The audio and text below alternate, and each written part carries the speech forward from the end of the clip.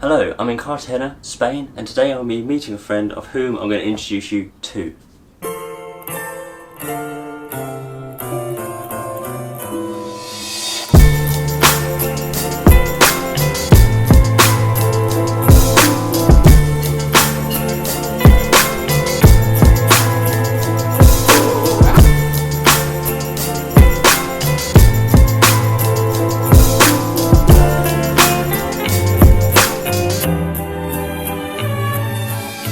Hello, I'm joined by Katie, of whom I met at Young Life Camp 2016, Lost Canyon, Arizona. Incredible time, and now we're in Spain. So, welcome to the video. Thank you very much. Thank you. Thanks for coming to Cartagena. No problem at all. Yeah. It's super. It's a little bit windy, so excuse that. But there we go. This is probably the least windy place we could find. And it's on top of a hill, so surprises. Anyway, Katie, start off, introduction. Whereabouts are you from in the States originally? Yes, so I'm from Albuquerque, New Mexico. Yeah, born there, raised there, lived there my whole life. So yeah. Amazing. Yes. So, what did you study? Go to university? Yes, so in college I went to the University of New Mexico. I was there for 4 years, graduated, and while I was there I studied criminology and family studies, and then I took a bunch of psychology classes, so they all kind of go into each other. But I got my degree in criminology and family studies. Okay. Yeah. Amazing. Yeah. Amazing. So, have you followed what you studied in general in life, or have you sort of taken a break after university? It's been interesting. I've always been super interested in like the criminal justice system, especially in the United States, because it's crazy. But I've always had a heart for troubled youth, troubled kids. And so all throughout college, I worked with at-risk kids in elementary school. And basically like tutoring them.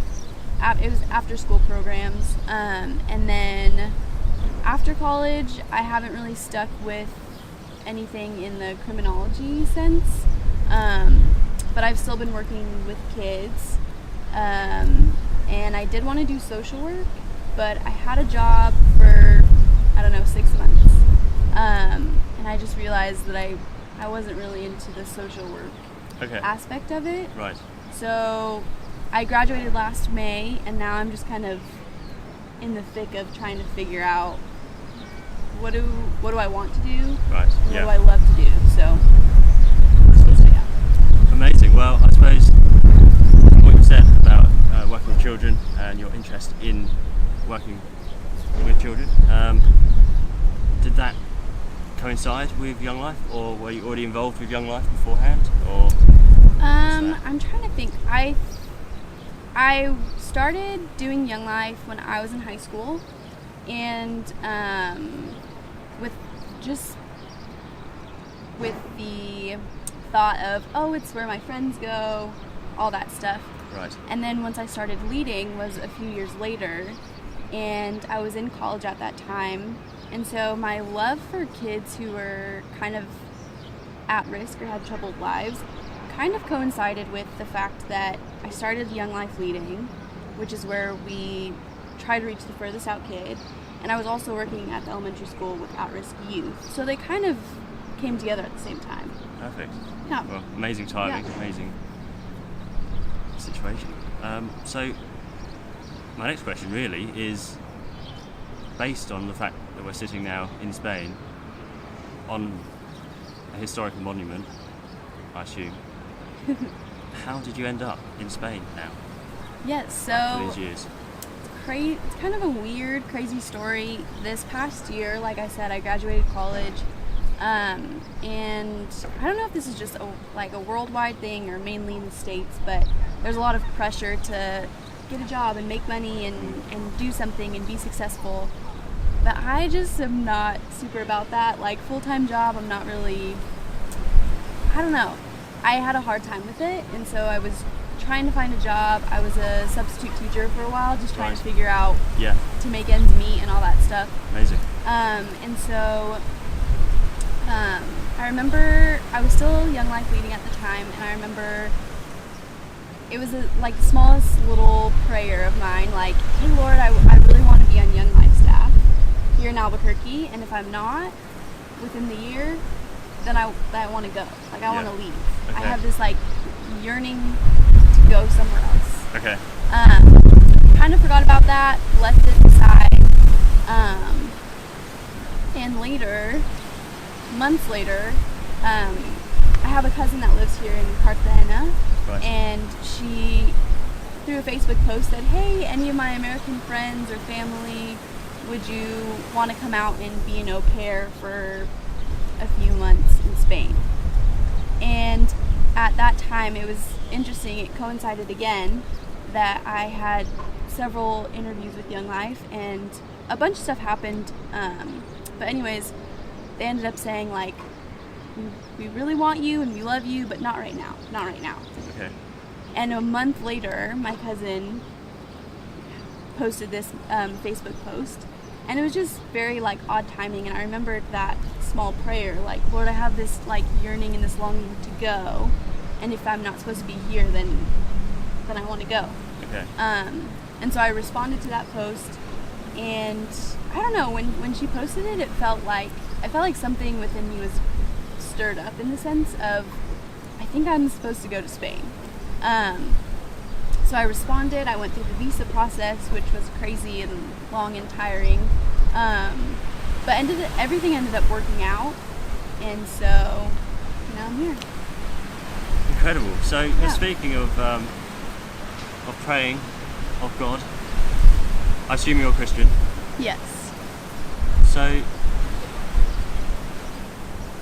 if I was to say, did you feel guided to here? From what you said, it sounded like you felt guided here. Absolutely. Yeah, I think just the way that things were lining up in my life, like, I had a plan to be on Young Life staff, and obviously that didn't go through, but through, I don't know, a deep yearning to go somewhere, and an opportunity comes up, I feel like that is, I would say that it's being guided or being led by something bigger than myself, which I would explain as the Holy Spirit. Okay. Or by God, yeah. Okay. So to be guided by God, you obviously have to have faith Yes. in God. Yes.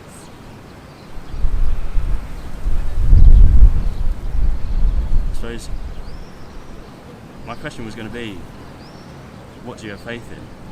That being God. So, how dependent are you on that faith in God? I suppose? Is it just when I need directions, when I don't know which way to go, when I'm ill, or is it all the time? I think for me, when I first started being a Christian, I think for me it was a lot of like, oh, when things are really good or when things are really bad, it's very like extreme of one way or the other. But I think as I've gone through my journey in being a Christian, I think I've realized that it's something that it has to be a daily thing for me. Like, I have to wake up and do a quiet time, or I have to wake up and pray, or something along those lines. And I think for me, it holds me in really good times, and it holds me in really hard times, and it holds me in the times that are in between, because God is constant, He's always there. And so I think for me, it's definitely become something that it's an everyday thing for me, and something that I feel like I need in my life day to day to kind of help me, I don't know, helps to guide me to places and to people and to things, and so yeah. Amazing. So, through your faith in God, you said that through prayer, through just being aware of guidance, and then having been guided here, it sounds pretty two-way. So you are praying and you are speaking to God, and you are receiving back. Is that true? So Yes. things are happening and you are being guided. Yes, absolutely. It's not just words going out to nowhere. Right. So, faith. How much of it would you say is a relationship? I would say 100%. I think it's 100% a relationship. Because like you said, it goes back and forth. It's not one-sided. It's not just me saying, oh, this is what I want, this is what I want. And it's not God saying, you have to do this, you have to do this. It's very back and forth, and it's like a flowing relationship that Right. that you might have with a friend or with a boyfriend or a girlfriend or a parent or something like that. Incredible. So, really, and then I suppose this is a strange question, but can you see God? Is he visible? Is he invisible? I think for me, I've never seen, like, I don't know how to say, like a physical, like I can't see God like I could see you in front of me in the form of like, I don't know how to, like in the form of a human, I guess, but I think if you look anywhere you can see God. I think for me, my pastor told me this a long time ago in a sermon actually, but he said we can see God by finding things that are beautiful in life. They will always lead us to God. And so for me, it's like, I love nature. And so if I'm like, oh my gosh, look at that, look at those pretty flowers. And I'm like, oh my gosh, that's creation. God created that. Or if you have a really beautiful friendship with someone, like, wow, God created that person. Like, they are created in the image of God. Or, I don't know, the most beautiful thing you've ever seen. Like, that's created by God. And so I think for me, it's not this, like, physical thing like we can see maybe people, but physical in the sense of creation or music, or I don't know, whatever we find beautiful, I think we can see and find God in those things. Amazing. And I suppose, as you've already said, through what he gives. Yeah, absolutely. It's coming from somewhere, and when it feels so right, you kind of know it's from God. Right. And when it's so consistent, and it keeps going, it pushes you, and not necessarily, it can push you as a person, but it's also not usually something you absolutely detest. It uses your gifts, doesn't it? Right. Yeah. He puts you in places that he can use you. It puts you in places where it will grow you as a person. So it's personal as well, isn't it? It's not Right. blanket to everyone the same. Right. Which is absolutely incredible. So to someone who's wondering now, who's thinking, how can I be guided by someone or something I can't see as a human or on earth physically, what would you say to someone that's curious or interested or just confused about faith, about hearing God, about having a relationship with God? I think I would say, I've also heard this from one of my good friends. She told me that following Jesus or following God it's like one big yes followed by a bunch of little yeses. And also I would kind of relate it to this idea of skydiving. I don't know if you've been skydiving, but I've been skydiving. I had the opportunity to go a couple summers ago. And I don't know, I think for me it's this idea of when I was in the plane, like, I had no idea what I was doing. But the guy who I was strapped into, he was the expert. And he was like, hey, you just have to listen to me. Like, he didn't really give me any instructions. He was like, if I do this, you put your legs straight. If I do this, you curl them. And he was like, you just have to trust me. And I think that's kind of what following God looks like.